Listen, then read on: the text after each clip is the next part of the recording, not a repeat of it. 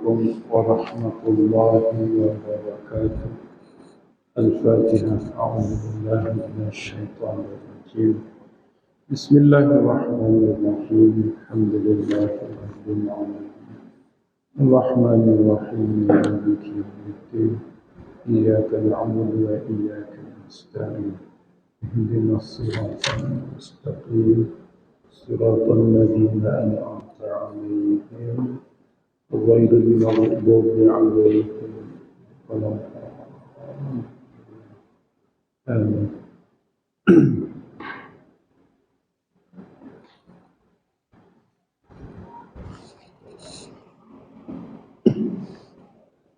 Muslimin muslimat yang dirahmati Allah sekalian, hari ini kita masih lagi berada pada surah Al-Ghashiyah.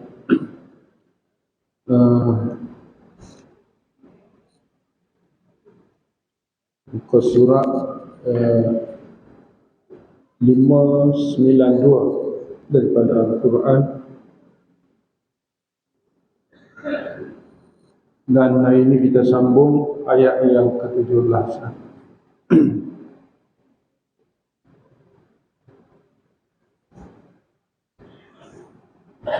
Surah Al-Ghashiyah ayat yang ke-17.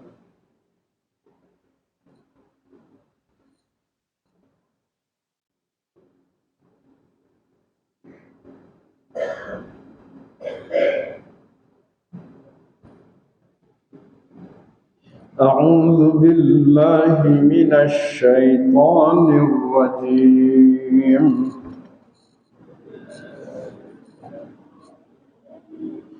بسم الله الرحمن الرحيم.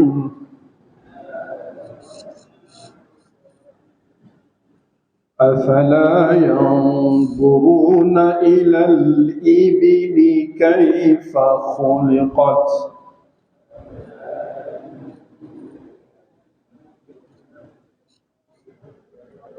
وإلى السماء كيف رفعت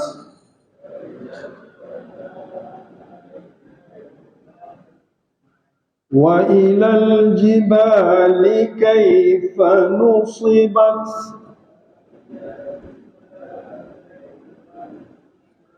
وإلى الأرض كيف سطحت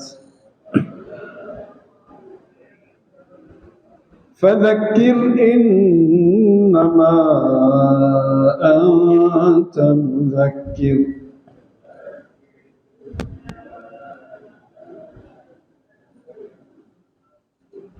لست عليهم بمسيطر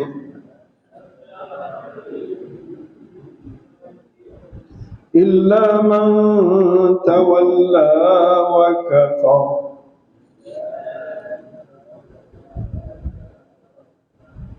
فيعذبه الله العذاب الأكبر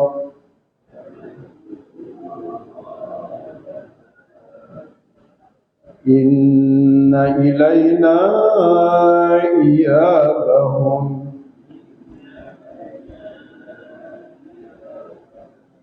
ثم إن علينا حسابهم.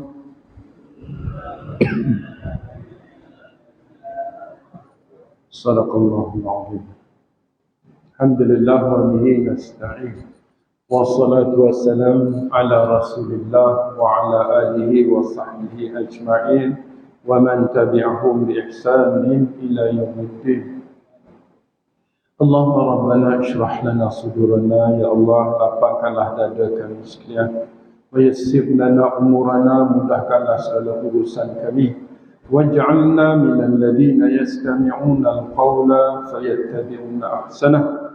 Jadikanlah ya Allah kami semua ini orang-orang yang sentiasa dan suka mendengar, mempelajari ayat-ayat-Mu, kemudian mengambil apa-apa yang terbaik daripada pengajian ini. Allahumma ij'alna min ahli al-Quran, ahlullah wa khassatuh. Ya Allah, jadikanlah kami ini orang yang ahli, yang faham Quran. Mereka itulah ahli Allah dan orang khas Allah. Allahumma rzuqna as-sakinah wal-rahmah wa du'a al-malaikah dzikrullah fi man indah. Ya Allah, ya Tuhan kami, kurniakanlah kepada kami dalam majlis ini tenang hati kami. Sempurnakanlah rahmat-Mu ke atas kami. Sertakanlah bersama kami para malaikat mendoa serta mengaminkan doa-doa kami. Juga ingatan-Mu ya Allah kepada kami sentiasa, khususnya dalam majlis-majlis-Mu bersama para malaikat. Allahumma shfi mardana wa mardal muslimin. Ya Allah, Kau sembuhkanlah siapa jua yang uzur sakit yang ada dalam majlis ini, yang mengikuti majlis ini, keluarga kami serta muslimin muslimat seluruhnya.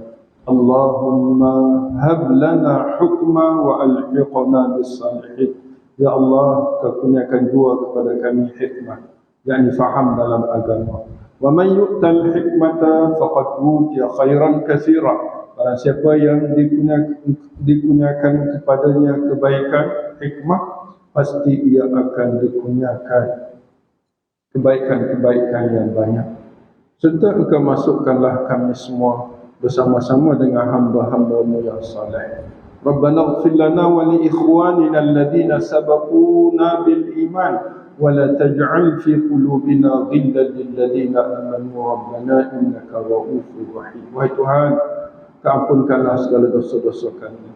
Ampunkan juga dosa-dosa orang-orang yang telah dahulu pergi bertemu denganmu, yakni meninggal dunia, khususnya ibu bapa kami, kaum keluarga kami, guru-guru kami, sahabat handai kami, jiran tetangga kami. Dan janganlah Engkau campakkan ke dalam diri kami rasa dengki benci terhadap orang-orang yang sama-sama beriman dengan kami. Santunilah kami, rahmatilah kami. Sesungguhnya Engkau Tuhan yang Maha Penyantun lagi Maha Penyayang. Rabbana atina min ladunka rahmah wa hayyi' lana min amrina rasyada. Wahai Tuhan, kurniakanlah dari sisi Engkau kepada kami sekalian rahmat-Mu, serta Engkau tunjuk pandulah kami dalam setiap urusan kami jalan petunjuk-Mu. Rabbana Allahumma barik lana fi Rajab wa Sya'ban wa ballighna Ramadan. Ya Allah, berkatilah hidup kami seluruhnya pada bulan Rajab ini dan bulan Sya'ban, serta sampaikanlah kami bersama-sama dengan bulan Ramadan dengan beramal sepenuhnya di bulan tersebut. Amin ya rabbal alamin. Alhamdulillah, kita bicara soal al-ghasyiyah, ataupun kita ambil perkataan ayat yang pertama itu hadithul ghasyiyah. Cerita tentang al-ghasyiyah. Ghasyiyah ni nama kiamat kan? Nama hari kiamat ghasyiyah. Dalam masa yang sama, kalau kita kata ghasyiyah ni penutup. Ni pai al-ghasyiyah.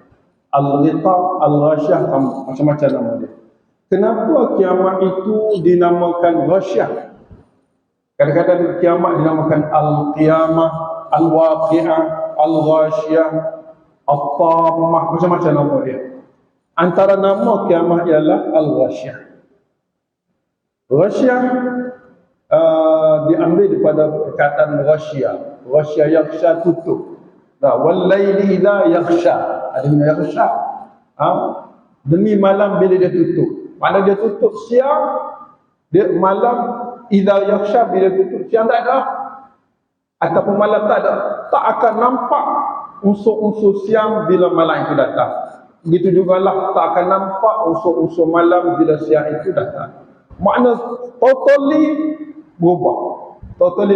Begitu jugalah bila berlaku kiamat, tak akan ada peluang untuk kita beramal walaupun nak dapat pahala sebesar zarah. Ghasyiyah, tutup. Maka pada waktu itu akan kita lihatlah dua jenis wajah. Ada dua jenis manusia. Yang pertama dikisahkan dalam ayat 2 kan, wujuhun yawma idzin khashi'ah 'amilatun nasibah tasla naran min hamiyah tusqa min 'ainin aniyah laisa lahum ta'amun illa min dhari' la yusmin wa la yughni min ju'. Ini satu jenis wujud setelah berlakunya ghasyiyah. orang yang menyesal, khasyiah menyesal, dan dia dalam keadaan penat bekerja dan dimasuk ke dalam neraka yang panas, diberi minum dengan air yang panas dan tiada makanan kecuali daripada makanan berduri. Makanan itu tidak mengenyang dan tidak menghilangkan lapar. Itu suasana yang tak pernah berlaku di bumi, tidak pernah berlaku di bumi, tapi tidak ada lagi keluar, rasyah, tertutup. Wajah yang kedua wajah yang kedua ialah ayat yang 8 tu, wujuhun yauma idzin na'imah. Wajah-wajah lain pula pada hari tersebut, yauma idzin tu yaumal ghasyiyah ataupun yauma idz hadithul ghasyiyah. Pada hari berlakunya kiamat itu na'imah, wujuh yang penuh dengan nikmat. Kenapa dia dapat na'imah? Li sa'iha radiyah, kerana kerja-kerjanya, sa'i, kita dah bicara itu, kerana sa'i kerja-kerjanya yang radiyah dengan makna mardiyah, diradai Allah. Fi jannatin 'aliyah, dia duduk dalam syurga yang begitu mulia. La tasma'u fiha laghiyah, tidak terdengar di dalamnya perkataan-perkataan lagha. Fiha 'ainun jariyah, di dalamnya ada 'ainun jariyah, nama kepada kita baca itu ainul jariyah ni dua makna kan. Makna pertama ialah bidadari dia panggil ainul jariyah juga. Maknanya mata yang terbeliak.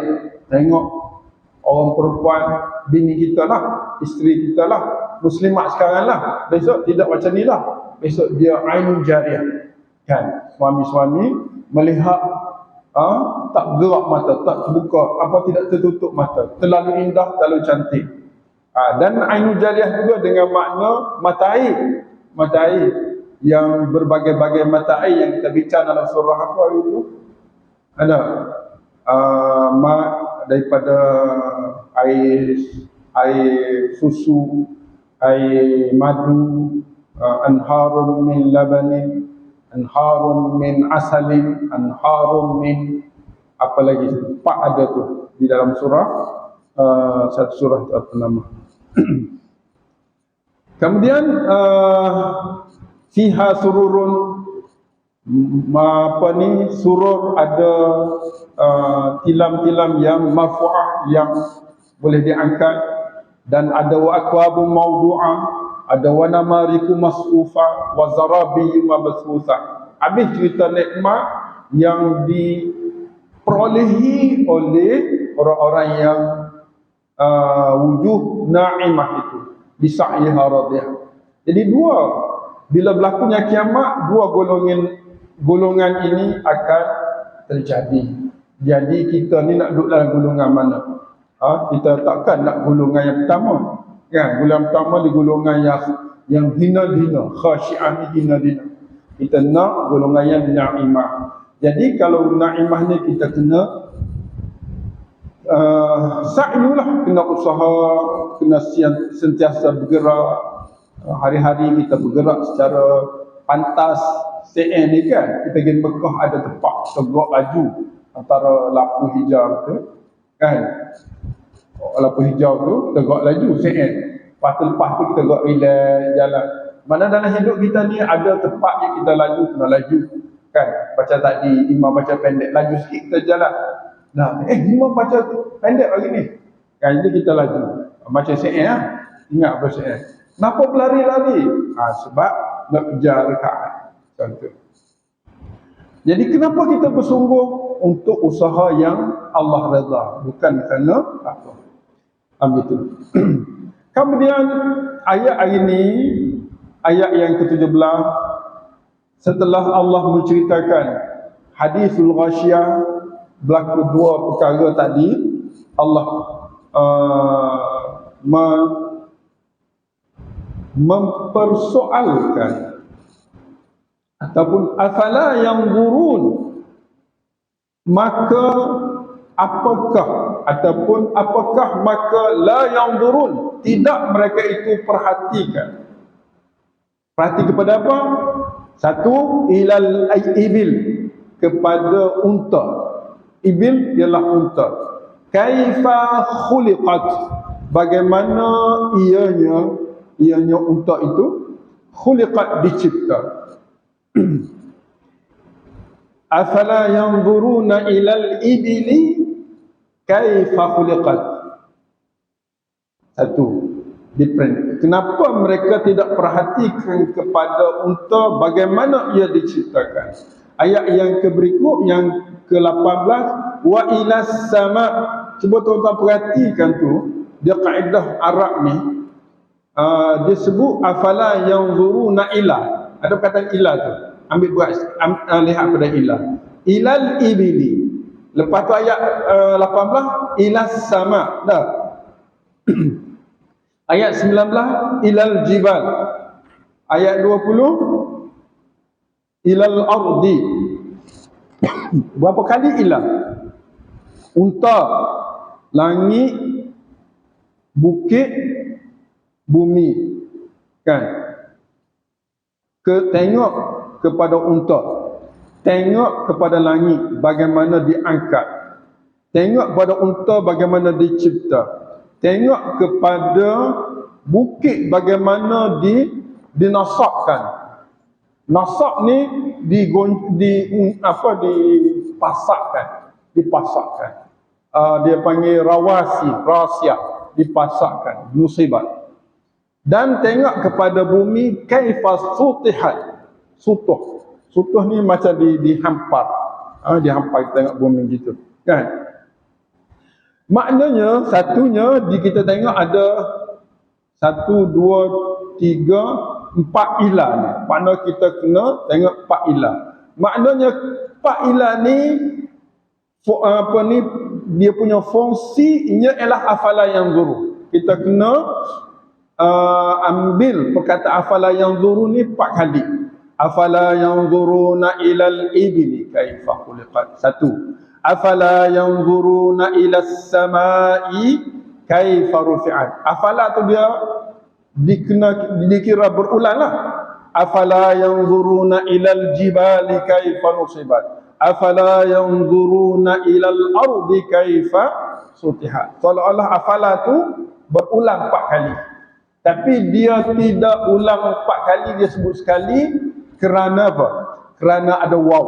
Dia panggil waw ataf pada waw yang menyambungkan, yang mengharuskan.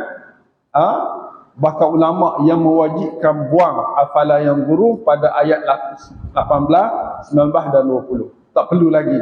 Sebab ada waw. Kalau ulang lagi tak pada ayat itu ataupun tidak sempurna ayat itu. Ayat Quran dia kalam munazzal, mu'jiz, hebat. Gitu. Tapi kita kena tahulah maknanya perkataan afala yang zuru tu 3 kali. Apa pun itu perkara.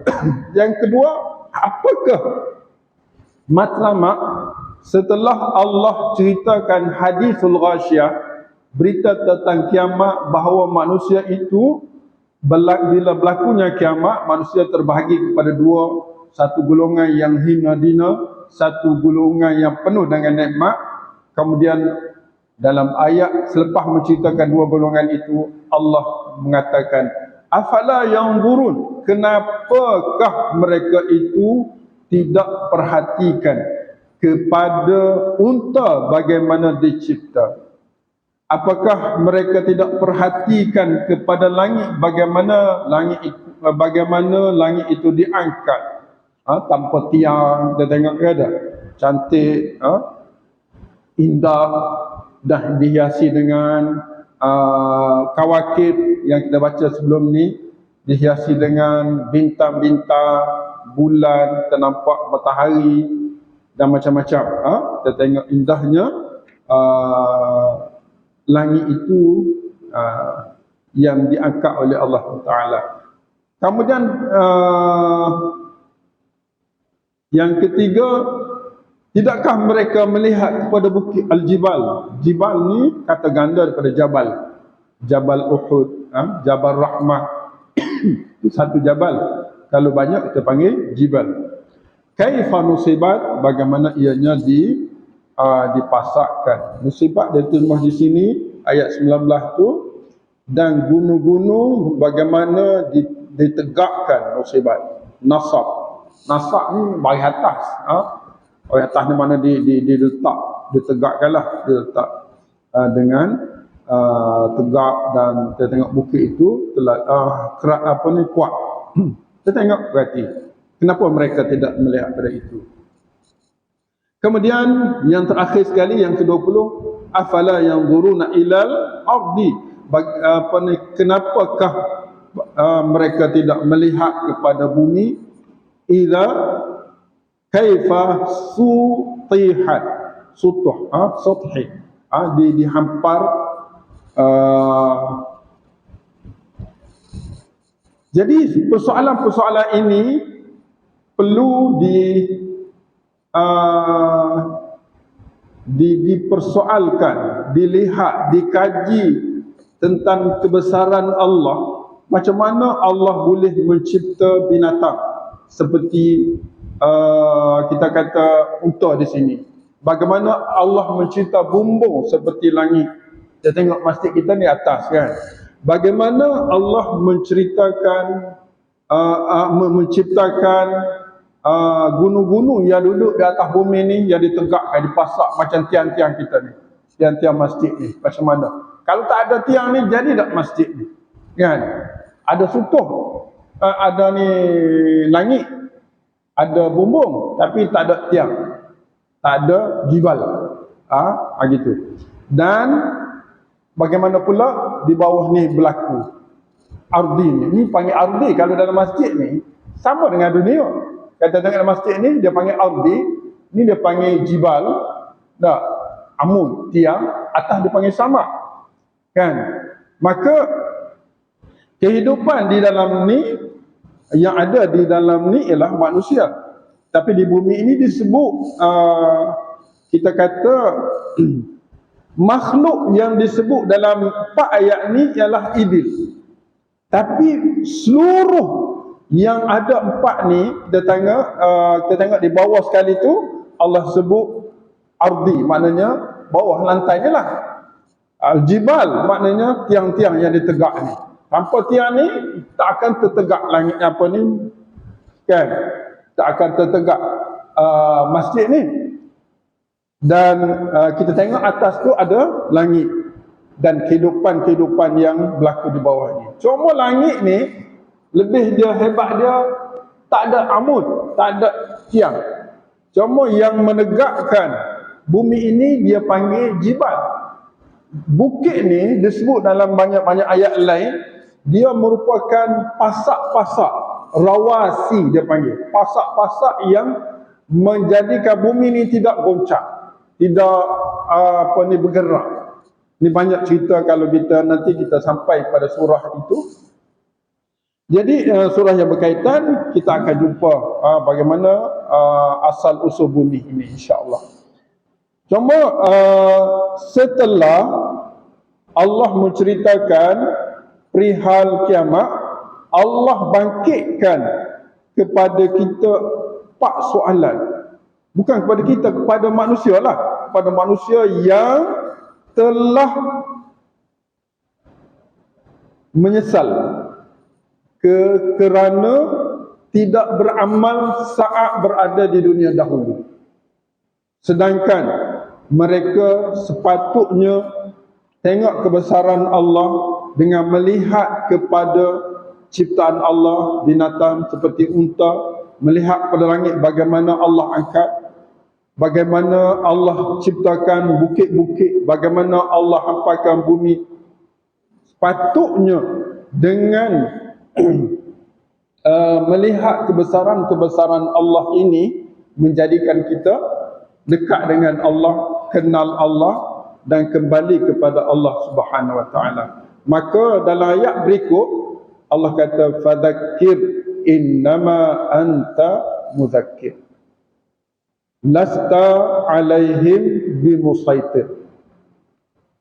Ni peringkat kalau kita tengok ayat ni, kalau ayat 1 sampai 16 ada satu peringkat. Ayat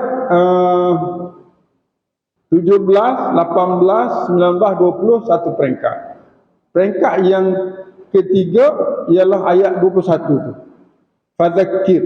Fadzakir itu rujuk pada Nabi kita sallallahu alaihi wasallam. Zakir. Zakir daripada perkataan tazkirah. Tazkirah. Kalau kita kata fadzakir, wahai Muhammad, berilah peringatan. Innama anta muzakkir. Innama ni dia panggil tugasan hakiki ataupun adatu hasrin, ni maknanya tugas kita sebenar, tugas Nabi sebenar ialah muzakkir, memberi peringatan. Adapun hidayah itu bukan tugas kita, bukan tugas Nabi. Innaka la tahdi man ahbabta walakin Allah yahdi man yasha. Engkau wahai Muhammad tidak boleh memberi hidayah kepada orang yang engkau kehendaki, walakin Allah yahdi man yasha, tetapi Allah lah yang memberi hidayah kepada sesiapa yang ia kehendaki. Jadi ayat ni nanti kita tengok secara keseluruhan. Kita tengok dulu kumpulan ketiga ni. Maka hendaklah engkau beri peringatan wahai Muhammad, dan sesungguhnya engkau hanyalah, innama ni kita terjemah hanyalah engkau muzakkir, orang yang memberi peringatan. Lasta ni bukanlah engkau. Alaihim, menjadi kewajipan ke atas mereka. Bukanlah engkau, alaihim, tanggungjawab. Kewajipanlah, alaihim itu tanggungjawab ke atas mereka. Bimusaitir, nak musaitir, nak kuasa, nak beri hidayah. Musaitir, nak beri hidayah ataupun nak paksa dia, tak. Yang tanggungjawab engkau muzakkir, memberi peringatan, memberi tazkirah. Kalau tanggungjawab memberi tazkirah dan tidak menjadi tanggungjawab memberi, tidak boleh memaksa, maka tanggungjawab memberi hidayah adalah terletak kepada Allah Subhanahu Wa Taala. Ayat sebelum ni kita baca kat mana? Inna alaina lal huda. Tak. Apa tu? Ada tak ayat sebelum ni?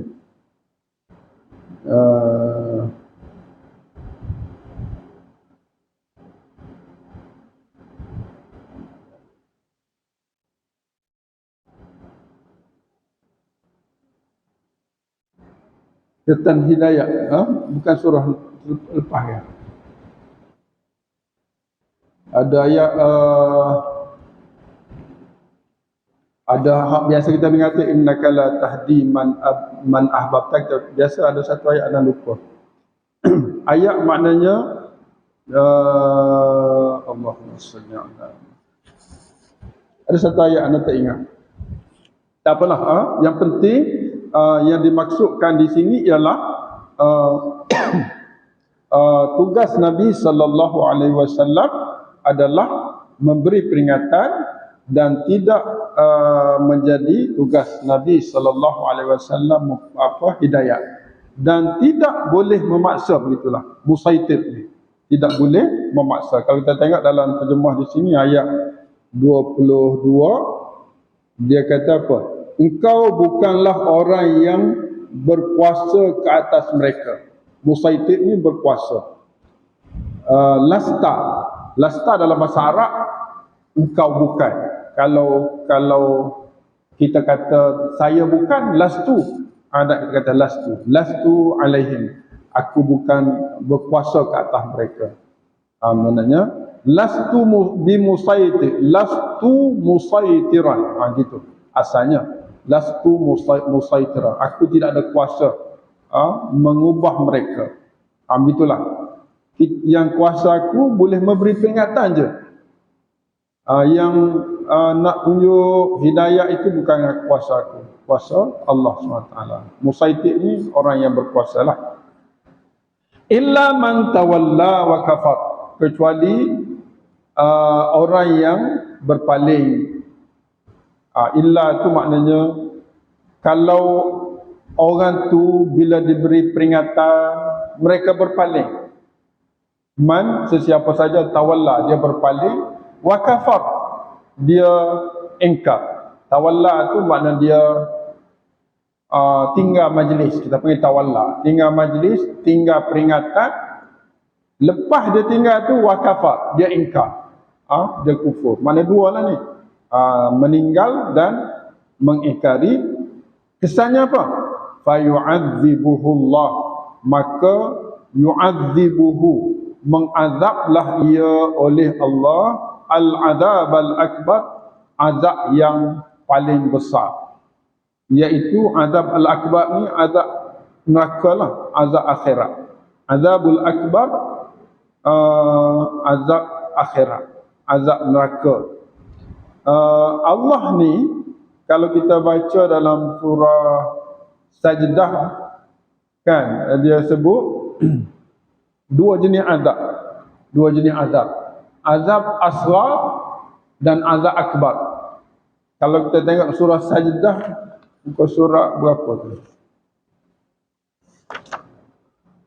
Kita tengok surah Sajdah.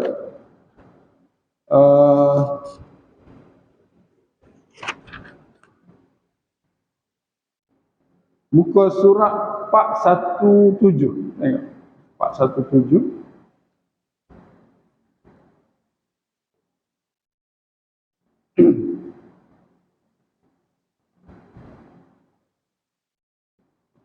Ayat 21 atas tu. Walanudhiqannahum minal azabil adna dunal azabil akbar. Tak, sama kan? Sama perkataan tu.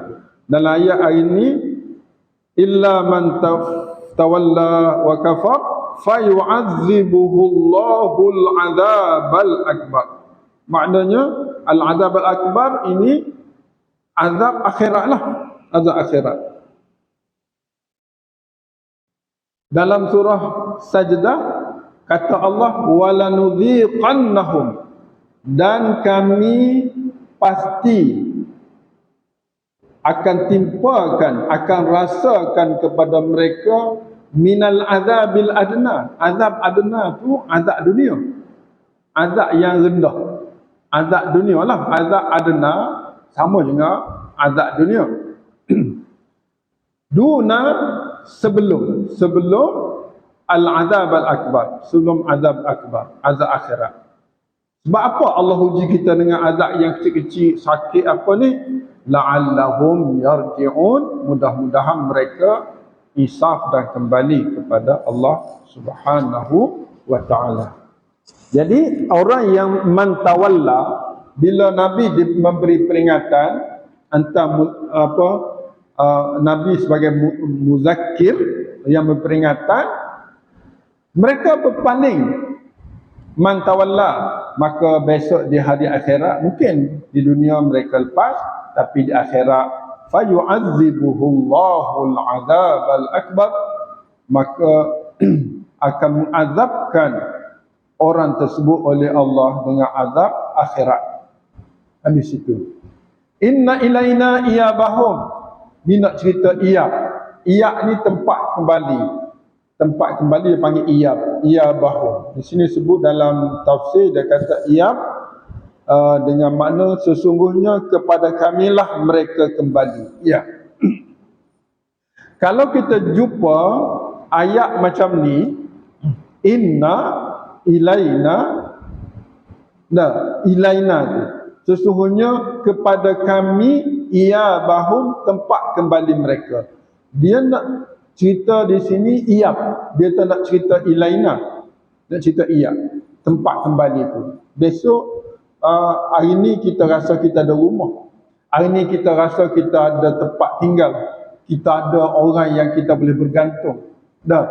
Tapi bila lepas mati nanti, tak ada tempat lain, hanya ilaina, kata Allah, hanya kepada kami tempat kembali mereka. Satu isu yang kedua, summa, kemudian bila kamu kembali pada kami, summa, kemudian inna, masih guna inna, alaina, Ala tu tanggungjawab, kewajipan. Kami hisabahum. Hisab, hitung segala amal kita. Maknanya isu ayat terakhir ni isu hisab. Yang dua lah isu sini. Iyabahum, tempat kembali mereka, dan yang menakutkan kita hisab. Kita akan dihisabkan apa yang dikerjakan oleh setiap manusia.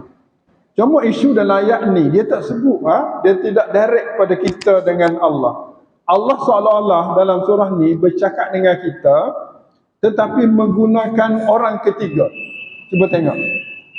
Dia menggunakan orang ketiga. Semua dia guna afala yanzurun. Kenapa mereka tak tengok kepada unta bagaimana dia cerita? Bila kita tengok kena kebesaran Allah. Kenapa tak tengok pada langit? Bila tengok langit macam mana langit dicipta, tak ada tiangnya macam mana kan?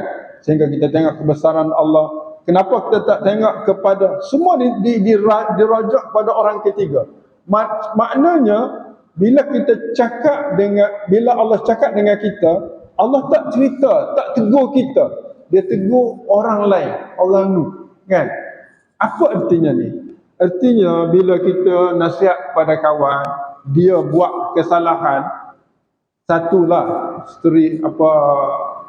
hikmah daripada ayat ni, bila kita cakap pada orang yang salah, kita kisah kau ni buat salah ni, kau ni buat salah ni. Nah, itu tidak hikmah. Yang hikmahnya kita kena tegur dia melalui kisah-kisah orang lain, orang ketiga. Apa tak? Jadi seolah-olah ayat ni dia tegur kita, kamu ni bila mati kiamat besok kamu sama ada menjadi orang yang hina ataupun orang yang dinikmati Allah mulia, kan? Dan kamu ni dia nak cakap gitu, tapi dia tak guna direct, dia guna orang tu. Orang tu bila dunia dia akan jadi gini macam gini. Sebab apa dia jadi hina di akhirat? Sebab dia tidak perhati kepada ciptaan Allah dan tidak berubah menjadi orang yang syukur pada Allah. Sedangkan Allah mencipta binatang-binatang yang memberi unta. Ini ialah satu kiasan bagaimana Allah mencipta yang unta ni kan kerja dia bawa barang. Jadi seolah-olah Allah nak beritahu bahawa Allah memberi kemudahan kepada kamu untuk kamu hidup dengan adanya unta. Jadi kita kiaslah selain daripada unta tu, kias dengan kenderaan-kenderaan lain yang Allah cipta kepada kita. Ada kuda, ada kereta, ada kapal terbang. Macam mana Allah cipta benda-benda macam ni untuk kemudahan kita. Kemudian kemudahan kita pula langit. Kita ada rumah kita tengok nikmat Allah. Sepatutnya kita bersyukur. Kemudian kita tengok kita rumah kita ada tiang-tiang, kita buat kuat. Dan kita tengok pada bumi kita yang kita boleh pergi mari bagaimana Allah. Itu sebenarnya dengan ciptaan-ciptaan Allah ini boleh mendekatkan kita kepada Allah. Dan boleh menyebabkan kita mendapat nikmat Allah di akhirat nanti, bukan mendapat kehinaan seperti mana orang-orang yang begitu. Jadi perkara inilah yang menjadi tugas Nabi sallallahu alaihi wasallam dalam ayat 21 itu. Maka Nabi beri peringatan kepada orang-orang ini dan Nabi tidak ada kuasa untuk menunjukkan ataupun memberi hidayah kepada mereka. Nabi hanya ditugaskan untuk memberi peringatan. Dan akhir sekali Allah ingatkan kepada kita bahawa walau bagaimana hebat pun manusia, walau bagaimana berkuasa pun manusia, inna ilaina iyabahum, hanya tempat kembali adalah pada kami, pada Allah, dan di sana akan dihisab. Wa inna thumma inna alaina hisabahum, tanggungjawab kami, tak ada orang lain yang akan menghisab, kamilah, kata Allah, yang akan menghisab mereka. Jadi muslimin muslimat sekalian, kalau kita nak rasa sikitlah rasa nikmat surah ni, kita ambil daripada bawah sekali. Kita tengok inna summa inna alaina hisab. Kita kena hisab ni bahaya. Kita buat apa selama ni dah? Kita buat baik banyak mana? Hak baik ni lekat tak lekat? hak baik ni Allah terima tak? Macam mana kita nak pastikan yang baik-baik yang kita buat ni Allah terima? Dulu aku tidak ikhlas lah, aku tidak niat dengan baik. Macam mana nak supaya kebaikan lalu itu diterima balik oleh Allah? Boleh tak? Boleh tak kita nak supaya kebaikan yang kita buat dulu, masa-masa kita jahil dulu, ada banyak dah baiknya, tapi tak niat buat pun macam nak tunjuk-tunjuk. Boleh tak kita nak review balik amalan itu, nak supaya Allah terima balik? Itu soalan. Sebab akan dihisap. Kalau hisap-hisap kosong, sebab tidak cukup syarat.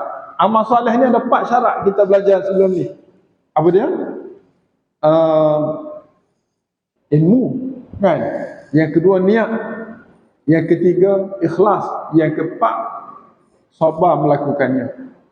Maknanya kalau kita ada 4 syarat kita boleh. Cuma dulu buat begitu je, tak ada ilmu contohnya, ataupun dulu tak niat-niat pun, ataupun dulu tak ikhlas, ataupun dulu buat sekali tinggal 10 kali kadang-kadang sembahyang ke apa tak. Jadi benda-benda macam ni merugikan kita. Nah, merugikan kita sebab Allah akan hisap kita.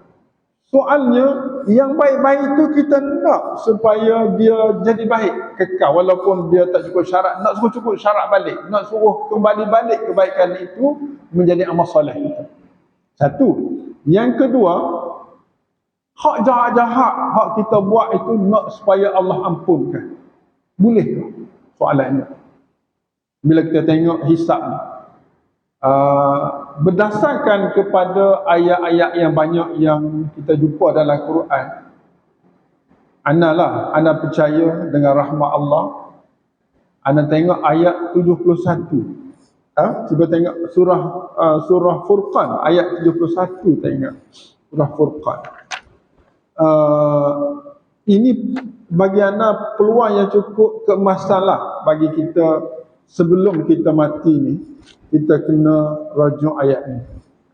Jadi rasa macam peluang tu masih ada. Kita harap kita saka baik dengan Allah. Surah Furqan akhir sekali, kita tengok 71, tengok ni. Ayat ni merupakan peluang untuk kita muhasabah diri dan kita merasakan Allah pasti beri peluang pada kita. Kita nak sangat kita ni Allah ampun dosa-dosa kita. Kalau Allah tak ampun, tak ada dah kita ni, tak gunalah kita ini sebagai sebagai hamba dia. Okey. Muka surat 366.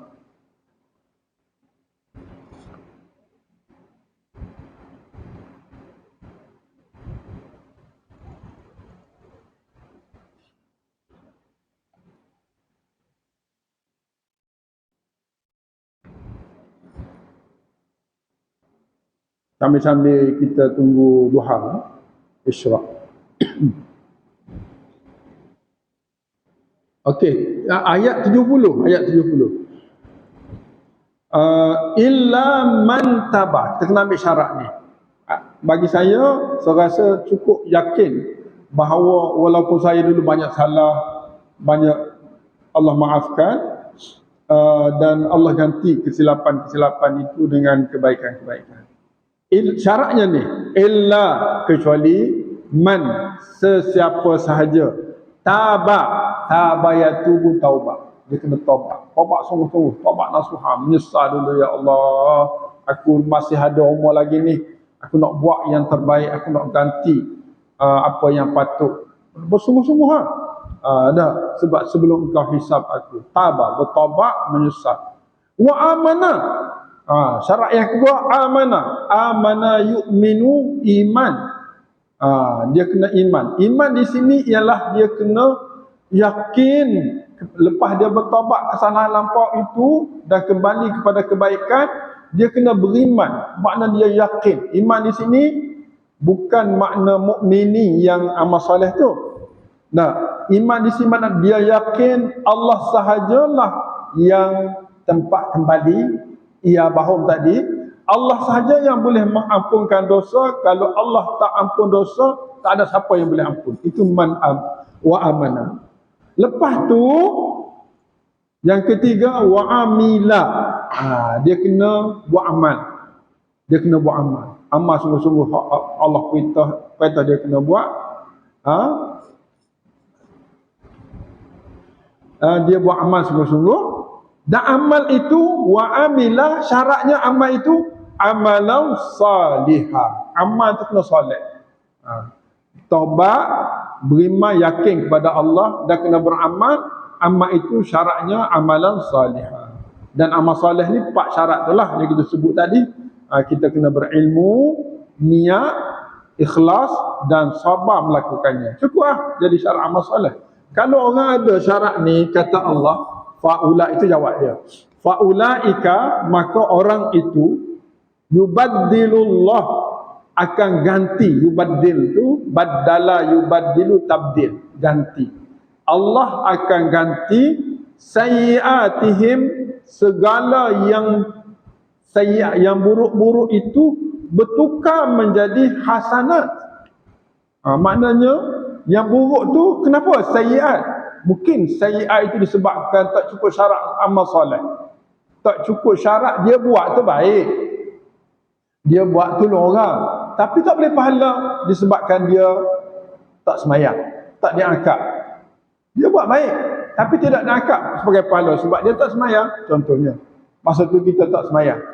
Jadi, kebaikan yang kita buat itu terhalang disebabkan kita tak semayang.